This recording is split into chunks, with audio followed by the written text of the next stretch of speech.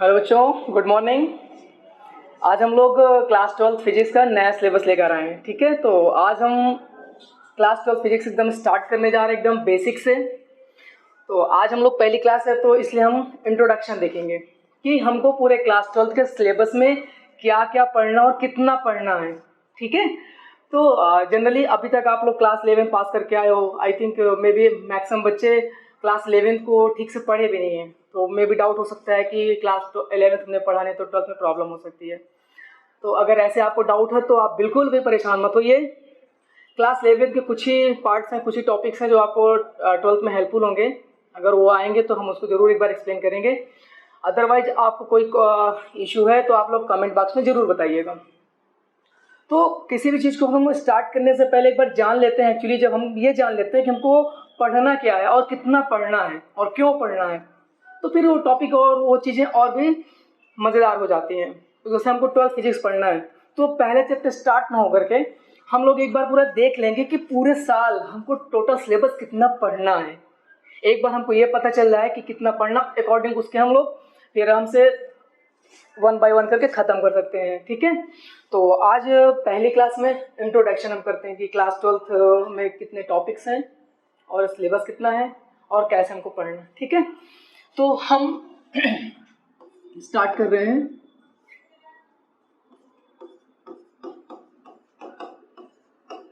Class 12, तो generally class 12 के physics को हम लोग 4 या 5 मेजर यूनिट में हम डिवाइड करके पढ़ेंगे। ठीक है, तो 1 बाय 1 हम पहले देख लेते हैं कि कौन कौन से टॉपिक हमको पढ़ने हैं। तो अगर हम क्लास 12 फिजिक्स की बात करते हैं,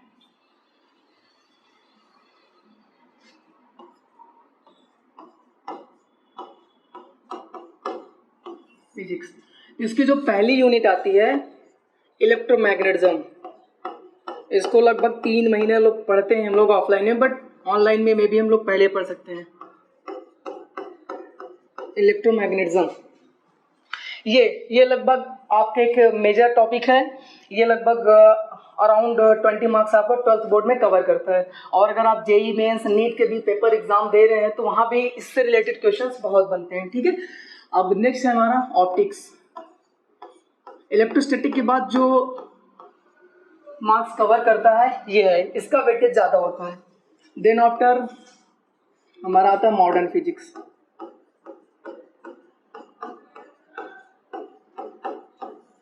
मॉडर्न फिजिक्स, अब ये तीन पार्ट में हमने डिवाइड कर दिया। ठीक है, अब देखेंगे कि इलेक्ट्रोमैग्नेटिज्म क्या है। इलेक्ट्रोमैग्नेटिज्म को फर्दर 2 पार्ट में डिवाइड किया गया है। अगर हम बात करें 1820, अराउंड बिफोर 1820 के पहले इलेक्ट्रोस्टैटिक और मैग्नेटोस्टैटिक जो हम लोग पढ़ने जा रहे हैं, इसको फिजिक्स की 2 अलग अलग ब्रांच मानी जाती थी। बट बाद में ऑरस्टेड आए और मैक्सवेल ने क्या किया, इन दोनों के बीच एक ब्रिज बना दिया और दोनों को कनेक्ट कर दिया। उसके बाद बहुत से हमको ब्यूटीफुल रिजल्ट मिले हैं, बहुत से एप्लीकेशंस भी आए। तो इलेक्ट्रोमैग्नेटिज्म को जो पहला पार्ट हमारा क्या है वो है इलेक्ट्रोस्टैटिक, और दूसरा हमारा है मैग्नेटोस्टैटिक। मैग्नेटोस्टैटिक्स, और इसी को हम लोग बोलते हैं करंट इलेक्ट्रिसिटी।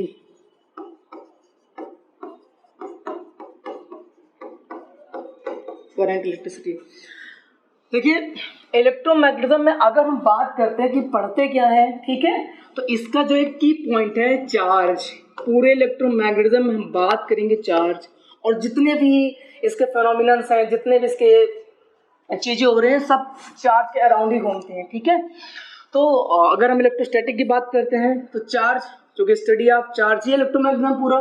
तो जब इलेक्ट्रोस्टैटिक्स की बात करते हो तो अगर इसको ब्रेक करो, इलेक्ट्रो प्लस स्टैटिक्स। इलेक्ट्रो का मतलब इलेक्ट्रॉन से लिया गया, जिसका जो हमारा एक फंडामेंटल चार्ज है, तो इसमें हम स्टडी करते हैं चार्ज के एट रेस्ट पे। इलेक्ट्रोस्टैटिक्स में study of charge at rest, study of charge at rest.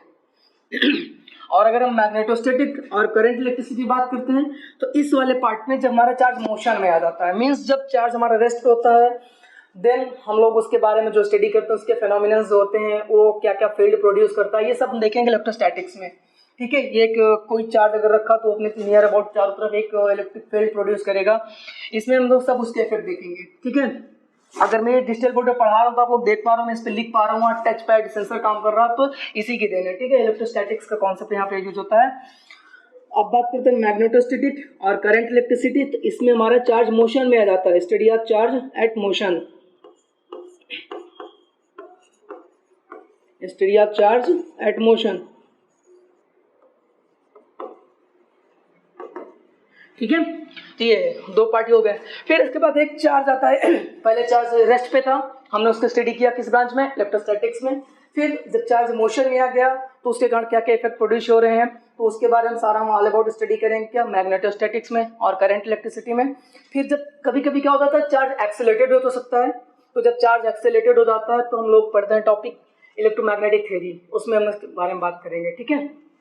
अब आता है मैप ऑप्टिक्स। तो देखो घबराना बिल्कुल नहीं है, देखो पहले तो दिमाग निकाल दो कि 12th का सिलेबस बहुत बड़ा है, खत्म हो पाएगा नहीं खत्म हो पाएगा, तो हमारा एक देखने का नजरिया पहले देख लेते हैं वो हम पे डिपेंड करता है कि उसको हम देख कैसे रहे हैं, बहुत बड़ा देख रहे हैं या बहुत छोटा देख रहे हैं, ठीक है। तो आराम से उसको नॉर्मली देखना है आपको और आराम से पढ़ना भी है, तो ये कभी टफ भी नहीं लगेगा और बहुत ज़्यादा बड़ा सिलेबस भी नहीं लगेगा। तो अभी देखो हमने 3 पार्ट में डिवाइड करा है। पहले पार्ट में ये है इलेक्ट्रोस्टैटिक मैग्नेटोस्टैटिक्स, ठीक है। ऑप्टिक्स को अगर हम बात करें तो इसको 3 पार्ट में डिवाइड करेंगे। पहला इसका आता है क्या, ज्योमेट्रिकल ऑप्टिक्स, ज्योमेट्रिकल ऑप्टिक्स, और इसकी जो सेकंड पार्ट है फिजिकल ऑप्टिक्स,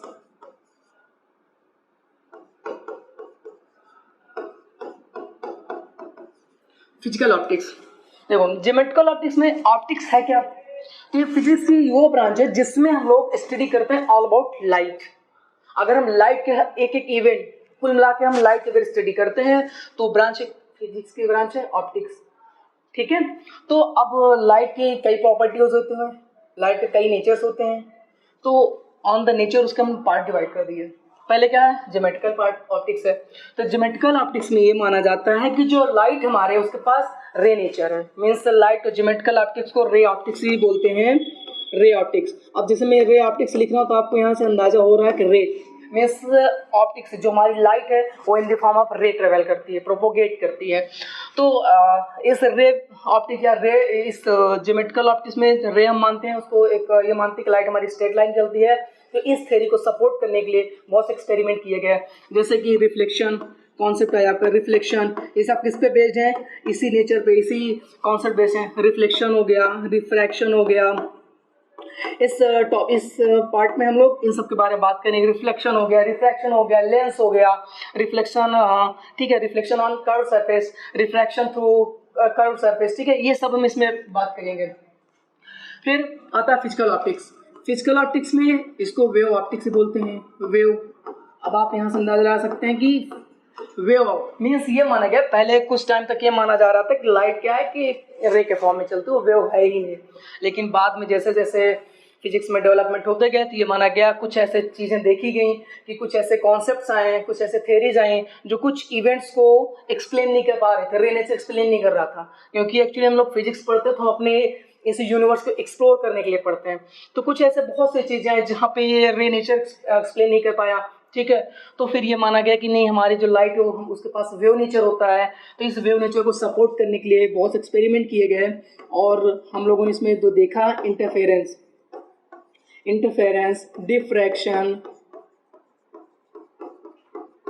डिफ्रैक्शन, पोलराइजेशन, ये सारे एक्सपेरिमेंट और ये सारी थ्योरीज सपोर्ट कर रही थी लाइट के वेव नेचर को, ठीक है।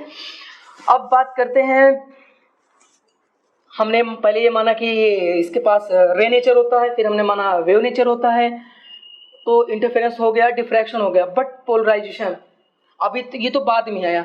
अब ये थ्योरी चल रही थी कि ठीक है लाइट वेव है, तो वेव का on the basis of propagation उस वेव के पास दो नेचर होते हैं, एक ट्रांसवर्स नेचर होता है, एक होता है हमारा लॉन्गिट्यूडनल नेचर, जिसमें लाइट क्या करती है, लॉन्गिट्यूडनल में अगर नेचर की बात करें तो लाइट हमारी रेयरफैक्शन और कॉम्प्रेशन के फॉर्म में प्रोपोगेट करती है, आगे बढ़ती है।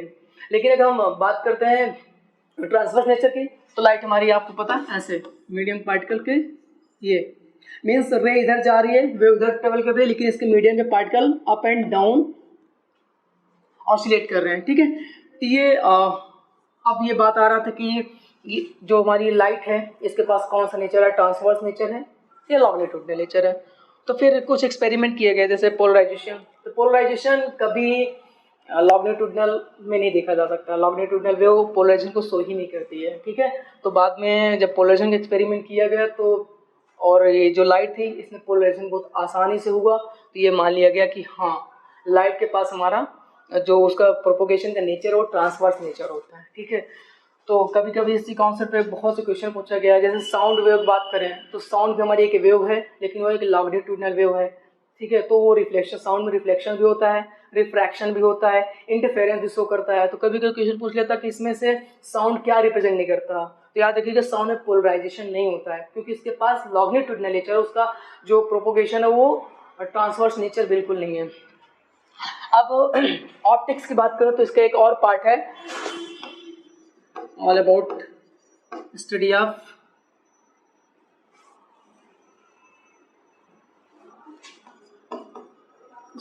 लाइट। एक आई बात में क्वांटम थ्योरी, ऐसे बहुत से फिर से थेरीज आई, ठीक है। तो उसमें क्या है कि ना रे नेचर एक्सप्लेन कर पा रहा था ना वेव नेचर एक्सप्लेन कर रहा था। तो वहाँ पे लाइट के एक दूसरा नेचर देखने को मिला, जैसे हमारा आता फोटो इलेक्ट्रिक इफेक्ट। तो वहाँ पे ये माना गया कि लाइट जो है वो एक पार्टिकल के फॉर्म में प्रोपोगेट करती है। तो अब हम उसका क्वांटम ऑप्टिक्स का पार्ट देख लेते हैं।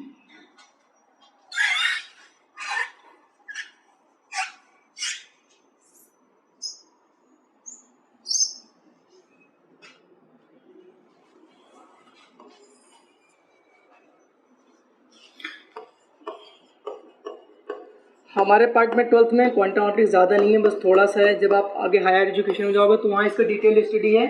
तो क्वांटम ऑप्टिक्स में कुछ नहीं, थोड़ा सा है photo electric effect. Photo electric effect around 1900 Planck एक साइंटिस्ट थे, तो उन्होंने ये बताया कि जो लाइट है ना, उन्होंने उसका रे नेचर तो पता चल गया था, वेव नेचर पता चल गया था। तो उन्होंने एक चीज़ ये बात किया कि जो लाइट प्रोपोगेट करती है in the form of particle form propagate करती है। और उन्होंने ये बताया कि जब लाइट होती है वो in the form of packets of energy, means energy bundles of energy के फॉर्म में प्रोपोगेट करती है। और उन्होंने ईच बंडल को क्या बोल दिया था, फोटोन नाम दिया था। और उन्होंने ये बताया था कि ईच फोटोन की जो एनर्जी होती है इक्वल्स टू एच न्यू होती है, वेयर एच प्लैंक्स कांस्टेंट और न्यू उसकी फ्रीक्वेंसी होती है। तो इसी कॉन्सेप्ट को, इसी थ्योरी को यूज करते हुए आइंस्टाइन ने फोटो इलेक्ट्रिक इफेक्ट को एक्सप्लेन कर डाला। और फोटो इलेक्ट्रिक इफेक्ट में जो आइंस्टाइन ने एक्सप्लेन किया, उन्होंने एक इक्वेशन दिया के मैक्स इक्वल्स टू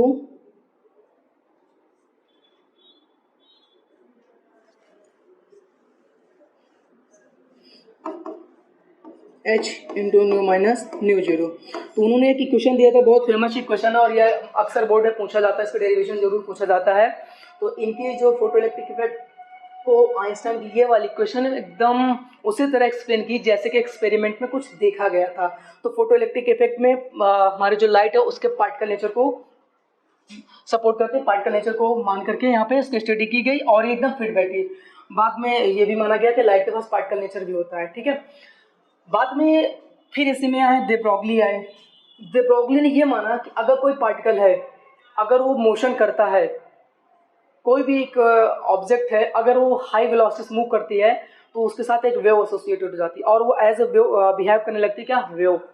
तो बाद में उन्होंने डुअलिटी नेचर ऑफ लाइट के बारे में बताया और डुअलिटी नेचर ऑफ लाइट ये एक्सप्लेन करता है कि लाइट के पास दो नेचर एग्जिस्ट करते हैं। पहला हमारा है वेव नेचर, सेकेंड है पार्टिकल नेचर। लेकिन एट अ टाइम केवल हम एक को ही ऑब्जर्व कर सकते हैं, या तो हम पार्टिकल नेचर को ऑब्जर्व करें या तो हम वेव नेचर को। अगर हम वेव नेचर को ऑब्जर्व कर रहे होंगे तो पार्टिकल नेचर को एक्सप्लेन नहीं कर पाएंगे। अगर हम पार्टिकल नेचर के बारे में बात करें, एक्सपेरिमेंट कर रहे हैं, तो केवल हम उसी के बारे में देख पाएंगे, वेव नेचर को हम नहीं एसोसिएट कर पाएंगे। तो ये हो गया। इसे हम लोग पढ़े फोटो इलेक्ट्रिक इफेक्ट है, कॉम्पटन इफेक्ट। कॉम्पटन ने कुछ बताया था, कॉम्पटन इफेक्ट। कॉम्पटन ने ये बताया था कि अगर कोई हमारा एक फोटोन है, अगर वो किसी एक इलेक्ट्रॉन के पास है, ये फोटोन आ रहा है, अगर वो किसी इलेक्ट्रॉन से जो एक रेस्ट पर रखा हुआ है इससे स्ट्राइक करता है, तो स्ट्राइक करने के बाद वो क्या होगा, स्कैटर्ड होगा। तो कॉम्पटन ये बोला था कि जब कोई एक फोटोन स्ट्राइक करे किसी इलेक्ट्रॉन से जो रेस्ट पे है, तो उसके बाद स्कैटर्ड होने के बाद उसकी वेवलेंथ इंक्रीज कर जाएगी। वेवलेंथ इंक्रीज करने के मतलब उसकी एनर्जी डिक्रीज कर जाएगी, उसकी फ्रिक्वेंसी डिक्रीज कर जाएगी। तो हम जब पढ़ रहे होंगे तब इसके बारे में डिटेल स्टडी करेंगे। अभी तो जस्ट हम लोग ये बात कर रहे हैं कि हमको कितना पढ़ना है। तो आप लोग देख रहे हो, एक तो इलेक्ट्रोमैग्नेटिज्म पार्ट हो गया, उसके दो पार्ट इलेक्ट्रोस्टैटिक, मैग्नेटोस्टैटिक्स। अच्छा, जो हमारे नेचर को सिमेट्री बहुत पसंद है, तो बिल्कुल प्रॉब्लम ही नहीं है कि अगर हम इलेक्ट्रोस्टैटिक अच्छे से पढ़ रहे हैं तो मैग्नेटोस्टैटिक्स अपने आप आसानी से आ जाएगी, क्योंकि दोनों में बहुत सिमिलरिटी है। कुछ कांस्टेंट चेंज करेंगे और लगभग फार्मूले वैसे रहेंगे। ठीक है, इलेक्ट्रोस्टैटिक हम लोग स्टडी करेंगे चार्ज एट रेस्ट पे, और वहीं पे अगर हम मैग्नेटोस्टैटिक बात करेंगे तो वहाँ पे हम स्टडी करेंगे चार्ज एट मोशन में। तो इसलिए दोनों बहुत सिमिलरिटी है। अगर आपने एक कुछ चीज़ पढ़ लिया तो दूसरा ऑटोमेटिक आ जाएगी। यहाँ तो ये टॉपिक बहुत इंटरेस्टिंग होने वाले हैं, कोई टफ नहीं है, बहुत आसान से एकदम। अगर आप देख रहे हो, कोई भी लेक्चर मिस नहीं कर रहे हो और चीज़ों को एकदम देख रहे हो। एक चीज़ होता है कि अगर आप लोग देख रहे हो कि हमको केवल रटना है और एग्जाम पास करना है, तो ऐसा मज़ा नहीं आएगी। फिजिक्स का मतलब ये आपको फैक्ट, जो हमारा स्टडी ऑफ नेचर, ये हमारा फिजिक्स है, तो आपको सबसे पहले तो जानना है, फैक्ट जानने की चीज़ें हो क्यों रही हैं। जब तक आप दिमाग में नहीं है ना, तब तक आप ध्यान से पढ़ोगे नहीं। तो आपको नेचर को समझना है। अगर आप समझ के पढ़ोगे तो फिजिक्स एकदम आसान लगने वाली है। ठीक है, तो ये हो गया थर्ड पार्ट हमारा क्वांटम फोटो इलेक्ट्रिक इफेक्ट हो गया, कॉम्पटन इफेक्ट हो गया। इसमें हम लोग de Broglie इक्वेशन पढ़ेंगे, उन्होंने जो ड्युअलिटी नेचर दिया था। तो यहाँ से ऑप्टिक्स का पोर्शन खत्म होता है।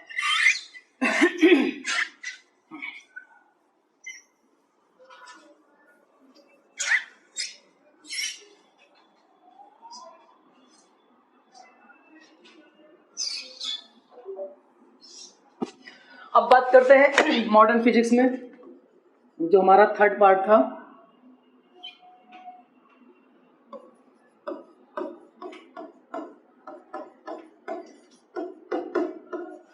इसमें हम लोग पढ़ेंगे क्या,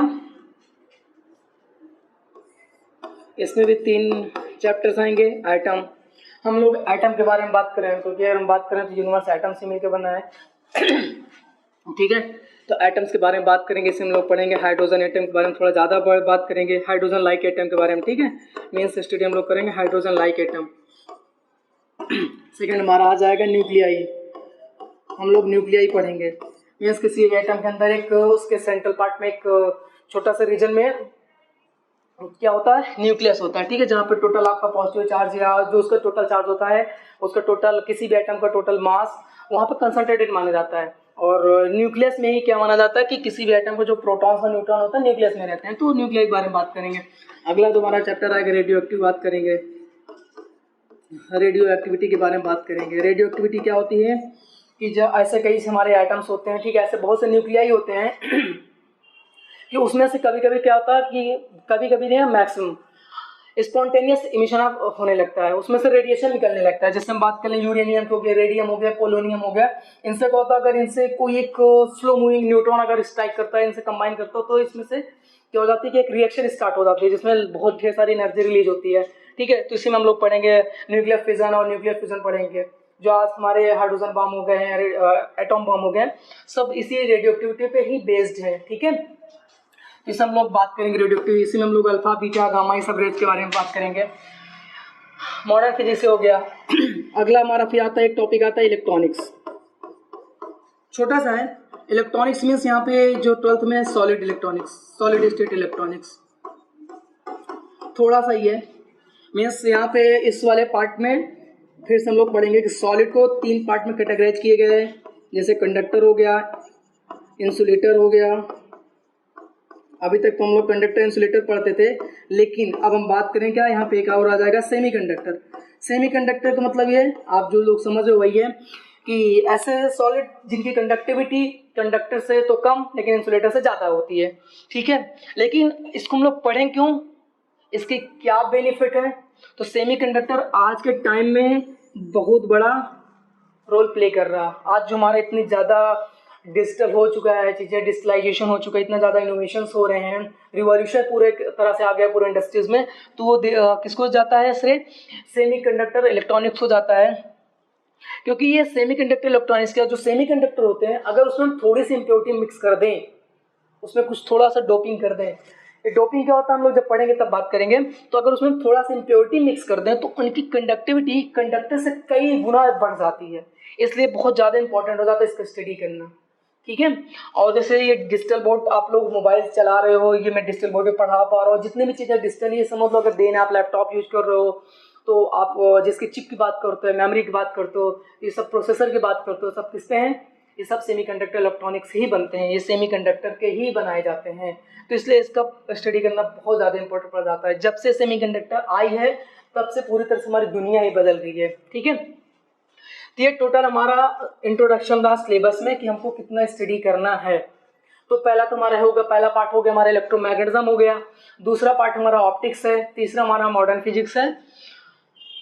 3 मेजर पार्ट्स में हमने डिवाइड किया। इलेक्ट्रोस्टैटिक फिर इलेक्ट्रोमैग्नेटिज्म को 2 पार्ट में डिवाइड करके चलिए आए। इलेक्ट्रोस्टैटिक्स, इलेक्ट्रोमैग्नेटिज्म, ऑप्टिक्स को हमने 3 पार्ट में डिवाइड किया। Geometrical optics, wave optics and modern physics भी हमने 3 पार्ट डिवाइड कर दिया। एक नेक्स्ट टॉपिक आ जाता है इलेक्ट्रॉनिक्स में, ठीक है। पहले एक चैप्टर, इसके बाद इसी में और था कम्युनिकेशन, ठीक है ना, कम्युनिकेशन सिस्टम था, लेकिन शायद वो सिलेबस से पिछले साल हट गया था। अगर इस साल एडेड होता तो उसको हम पढ़ेंगे, अदरवाइज जो सिलेबस में वही पढ़ा जाएगा। ये रहा आज का हमारा इंट्रोडक्शन कि क्लास 12 का हमको कितना पढ़ना है। अब हम लोग नेक्स्ट क्लास में, जो हमारा नेक्स्ट लाइव क्लास होगा, उसमें हम स्टार्ट करेंगे पहले लेक्चर्स क्या, इलेक्ट्रोमैग्नेटिज्म का पहला पार्ट इलेक्ट्रोस्टैटिक्स, जहाँ पे हम बात करेंगे चार्ज की। और चार्ज ही पूरे इलेक्ट्रोस्टैटिक में पूरा चार्ज ही चलेगा, और चार्ज चलेगा नहीं, वो रेस्ट पे ही रहेगा। जब मैग्नेटिज्म में पूछेंगे तो वहाँ पे चार्ज मोशन में आ जाएगा। तो पहले हम लोग इलेक्ट्रोस्टैटिक्स कल के लेक्चर में देखते हैं।